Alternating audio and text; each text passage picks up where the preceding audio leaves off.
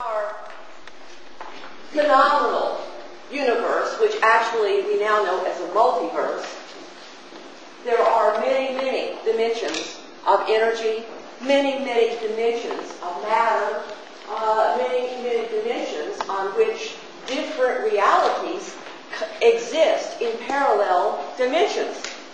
That's something we will touch in another way later on in our seminar, but for now, I just want to bring out that even within our human perception, there are many different levels of energy. Just as human beings, we see energy in many different ways. One is the material world. The material world of getting in a car, putting in gas, and then the gas works and you drive down the road. That's material energy. There is sound energy. Sound actually moves us in a very deep way, sometimes a shocking way. Alicia said music woke her up. Sometimes a voice that you hear is just what it takes to bring that moment of understanding or enlightenment, or a sound, or the subtle sound of nature, the subtle, quiet, distant roll of thunder that brings your whole body into aliveness. So there's the material world, there's the sound world, there's the world of light. Different shades of light have an interesting effect on our consciousness. And it just never ceases to amaze me how much you can totally redesign a room with lighting. Whether it's natural lighting or where a lamp is put or indirect lighting or what color of lights you use, you can change the whole energy of a place with lighting. Notice how the sunsets affect us, the sunrises, the gray day. Someone said they fall asleep on a gray day. Some people can move into a prolonged depressed phase if there are no sunlit days. That's actually a fact. And then there's the thought world. There's the dimension of thought. Thought is actually a form of energy. Have you ever felt a thought move through you and all of a sudden you were jolted by it? Or someone said something and caused you to begin associating thoughts, and you found just the right key you were looking for, and then your energy level just exploded because you said, that's it. That's the key I was looking for. So thought can create a very powerful energy. Another dimension of our energy, just within the human spectrum, is emotion. How do you feel? Let's just compare the emotions of apathy. I just don't care today. Versus, yes! Or, what about the energy of anger? Wow. Sometimes that can be a powerful energy. Or the energy of purging in grief.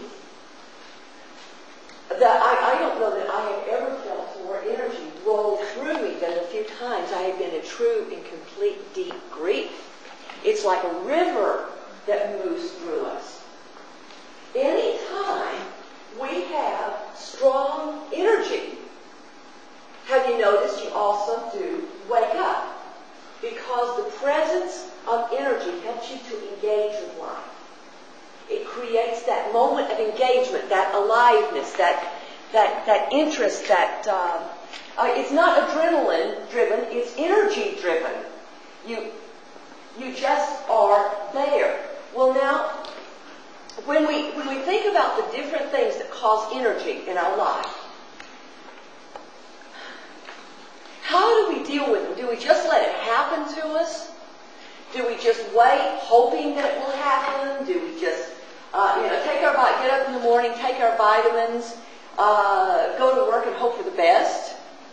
Or do we do something about it? Is there a way, is there a predictable way that we can actually create better engagements with energy?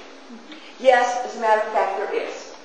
And the result of it the interesting result is that whenever we connect with powerful levels of energy, whether it's emotions like grief or anger or exhilaration, or whether it's physical activity, like in sports, you're throwing that football, you're moving that body, that's physical energy, okay? Or thoughts that excite us. Do you notice when the energy is high, you have the sense of an authentic experience? There is a great sense of authenticity, like you are really in the middle of having the experience. It's not something you're vicariously being told about from somebody else. You're there, you're having. I want you to check in with yourself. Frequently in the seminar, like, well, why did I come anyway? Check in with yourself so that you can really be attentive. This is actually your seminar, and I am picking up a lot of energy from you and a lot of thoughts from you. You're actually giving me a lot of input. Listen, I probably worked 6 weeks on this, but I'm probably going to use maybe 3 pages out of it. But that's what I go through to make sure I'm attentive. Even if I don't use it, even if I put it aside and never use a single word, I'd still spend 6 weeks preparing, because I made a commitment to be here and be attentive. And I know I've got all this to fall back on if you don't give me enough input. So it's up to you. You want to make it your seminar, you want to make it my seminar. Okay, so be here. Come on, arrive. Think about what you want. Be prepared to ask me questions, and you're going to have a chance. I'm just giving you